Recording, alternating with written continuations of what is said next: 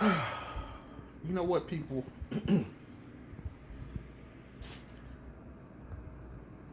I'm probably as anxious about this offseason as you all are. And part of me is like, can we hurry up and get over with the finals so we can get into free agency and the draft and all that? I think I'm right there with everybody. I think, can we all at least agree on that? I think we can. Let's talk about Zoe real quick.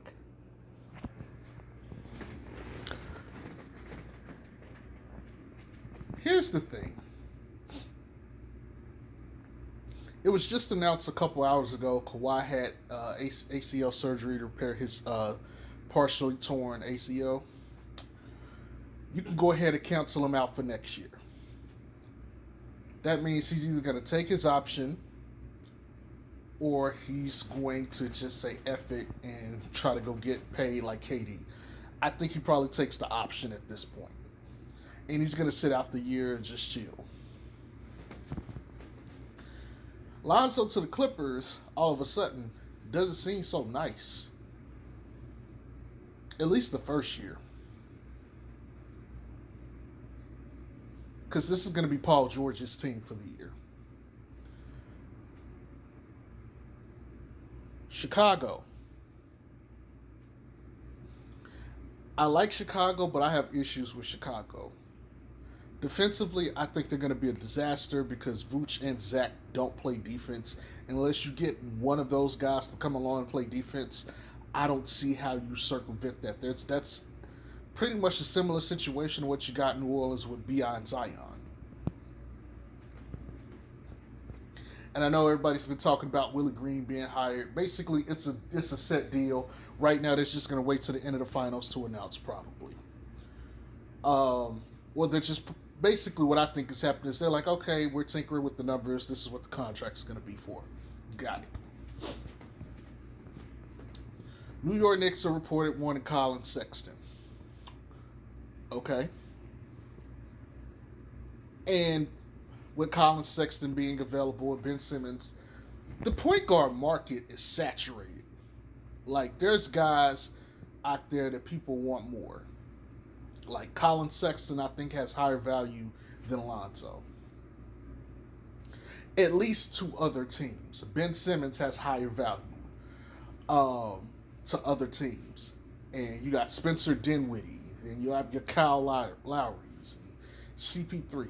There's basically what I'm saying is, I've told you guys this before.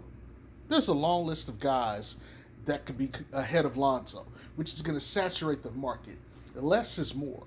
If there weren't that many guys, then it's like, okay, more teams just have to decide, okay, do we want Lonzo or not? Now it's like, let's see what else we could do because the Pelicans could match. Which brings me to the Pelicans. Here's the thing, guys.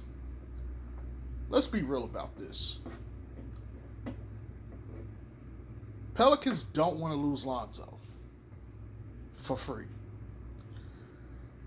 They don't want to get rid of him without getting something back. And I'm going to say this. Shout outs to Ali Cassell, David Grubb, for a podcast that they did where they were discussing the same thing. And I agree 100% with them.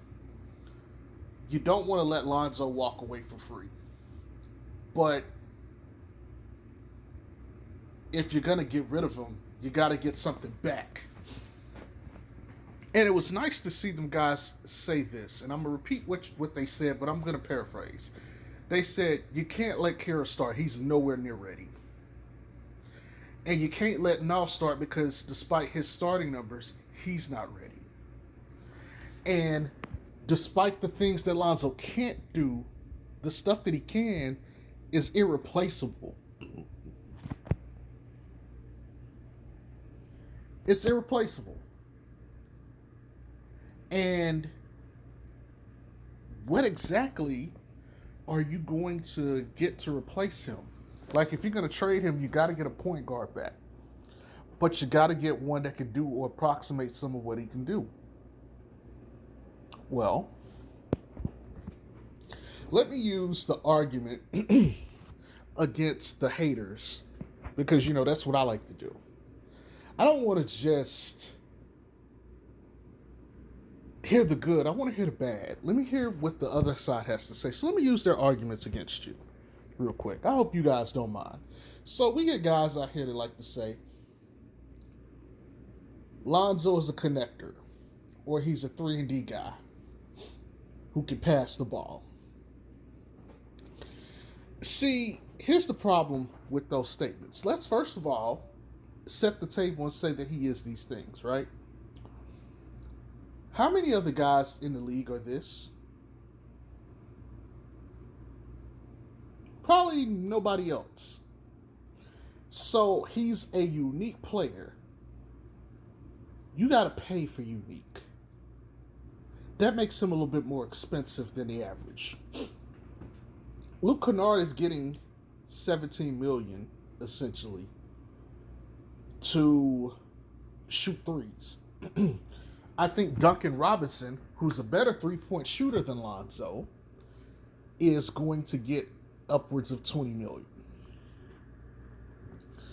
So Lonzo's probably, and I'm not sure what Luke Kennard's three-point stats are, but he's probably not as good a three-point shooter as those two yet. Fine. So let's just say his base pay is probably 16 or 15 just for three-point shooting. So his base pay would be $15 million just off of the shooting. Okay, fine. I think that's fair. If we don't include anything else about his skill set, he's just $15 million.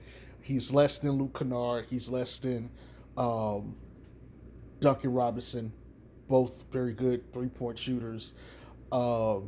Maybe you want to throw Joe Ingles in there. I'm not sure how much he's getting paid, but that would be fair given if we're only talking shooting.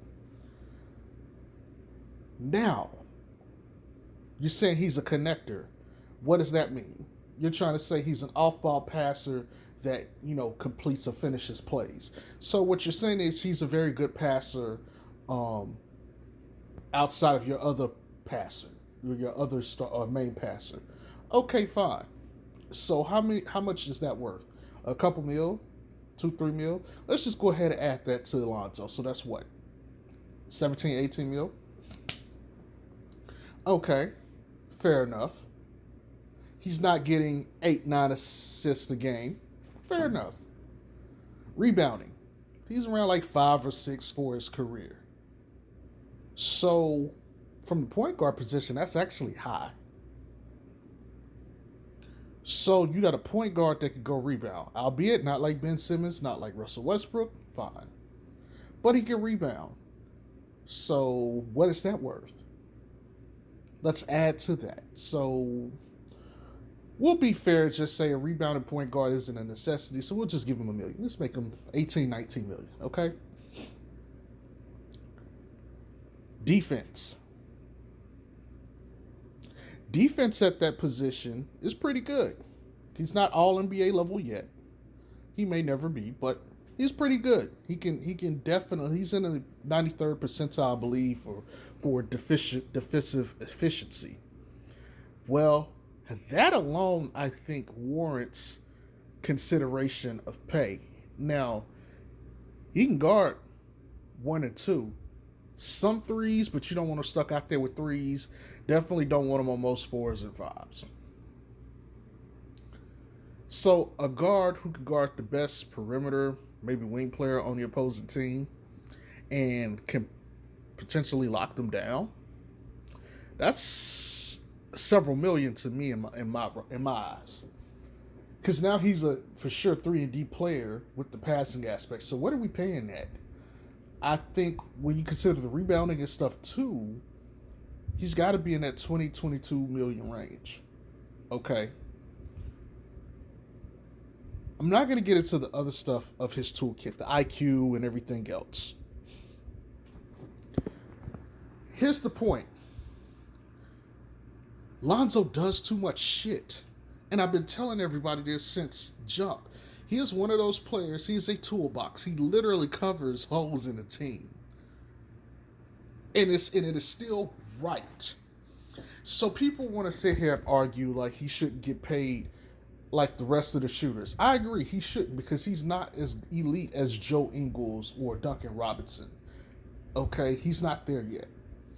But he does so much other shit over them that he should definitely get paid either on par or more than them, just off of the benefit that he can do everything else that they can't do. So let's get into this conversation about the Pelicans, right? And I've always said there's a part of me that'll keep a little bit of, you know, honorability or respect to the fact that the Pelicans can and could possibly, let me say, will match uh, any contract offer sheet he gets.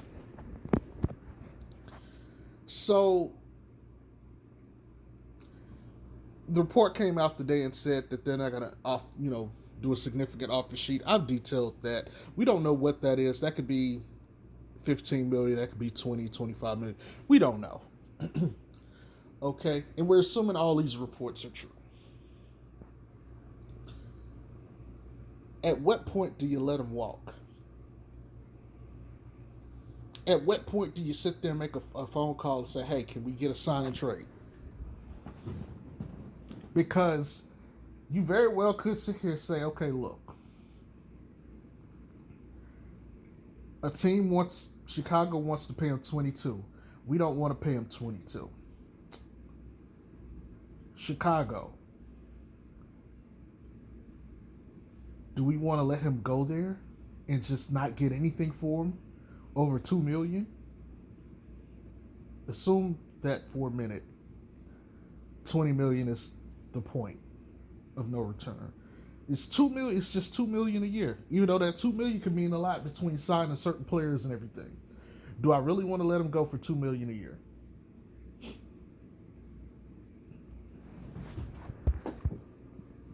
Okay. Maybe I don't want to let him go for $2 million a year. But okay, Chicago, can we do a sign and trade then? Okay. What can I get from Chicago? Because the contracts I think got to be within 5 million of each other or something like that. You're gonna need a point guard that could start. You're probably gonna ask for Thomas Satoransky. You're probably gonna ask for him. I don't know what his contract numbers look like, but whatever. And maybe Thaddeus Young. That's probably the deal. Maybe a couple picks here and there, but you're gonna have to get something back. Can they do what he does? No, not really. So here's the other part.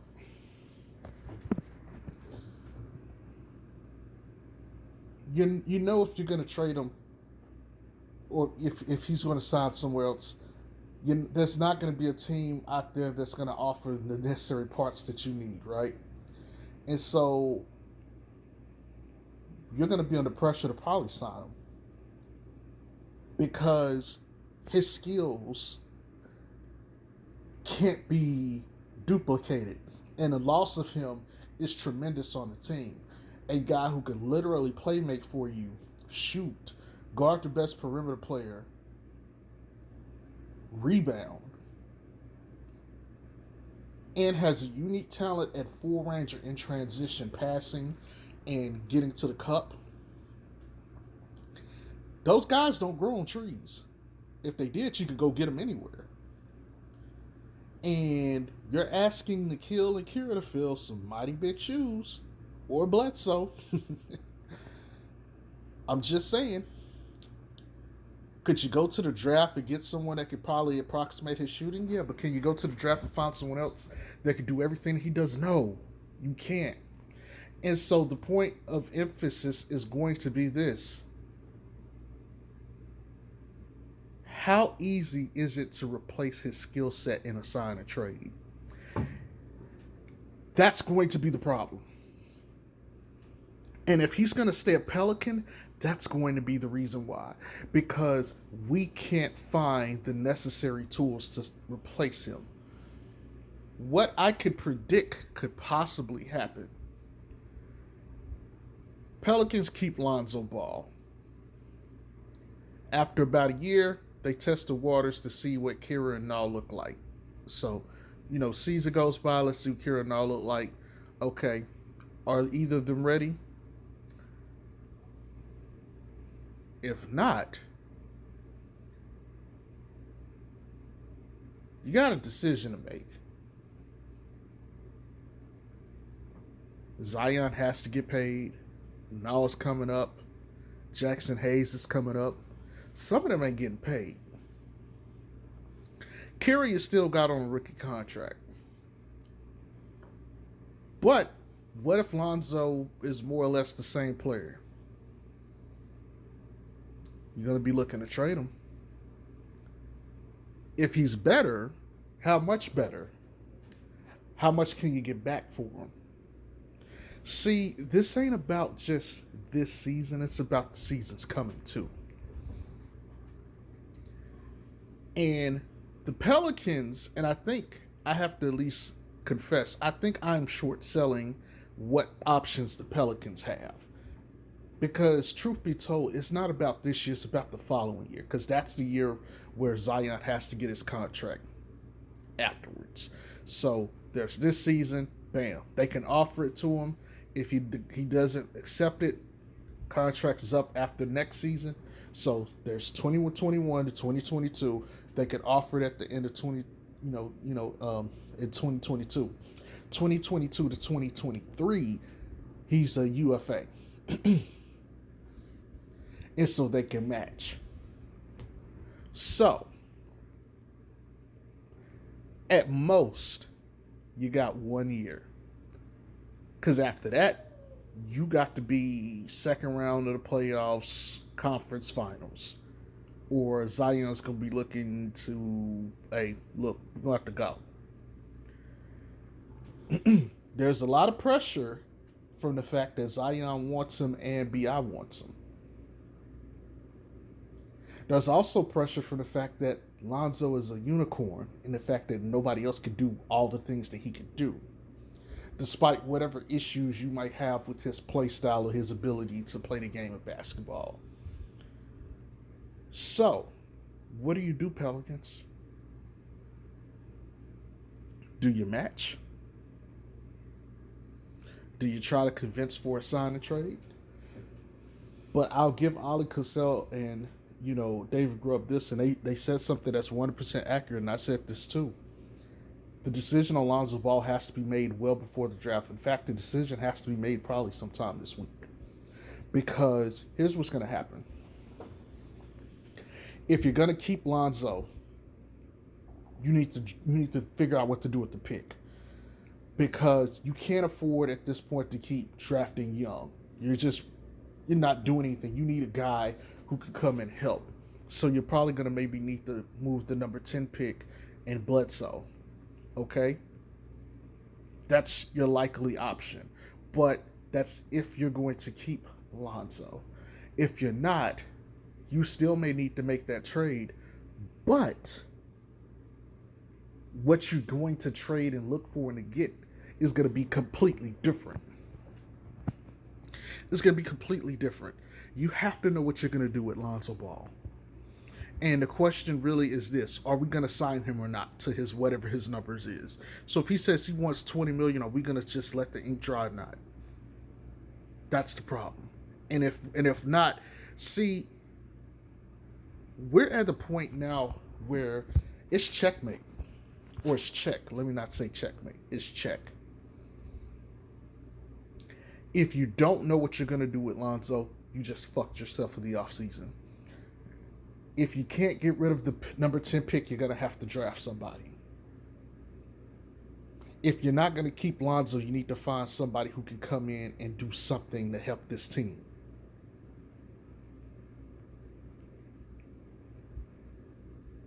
Period. And if you're going to keep him, you need to know you're going to keep him so you can work to get rid of Eric Bledsoe. So that way Nall can be into that starting lineup. And I haven't talked much about Josh Hart, but again, I've told you what it is. Josh Hart is Najee Marshall. Najee Marshall is Josh Hart. The only difference is better handles for Najee and probably better shooting. And the better rebounding for Josh Hart, and maybe better defense.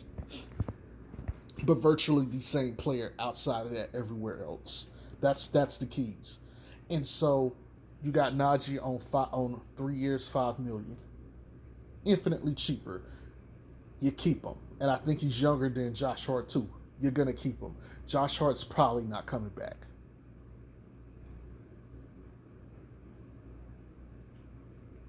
So again, what are we gonna do here, Pelicans? And I'm not saying this to get you guys fearful because of the whole Lonzo to Chicago thing. Because let's be honest, and I've said this a couple months ago. I said, hey, the Pelicans could just say, fuck it, we're gonna sign you to whatever fucking offer sheet anyone offers you. And that would be that. He's stuck there. That's the ultimate play. It'd be a jackass move or a dick move, but it is what it is. Or they could say, look, we're not going to get anybody better than him. And the rest of the team likes him. We need to make this work. We're going to go ahead and offer him the $20 million up front and call it a day. If they offer him the $20 million, the only other thing Zoe can do is just say, look, I would much rather be on another team, sign a trade, or I'm not signing this deal. And it wouldn't matter because Chicago could come offer him $20 million, and all they have to do is match it. So Zoe would be in a tight spot too. The point is, the decision on Zoe has to be made already,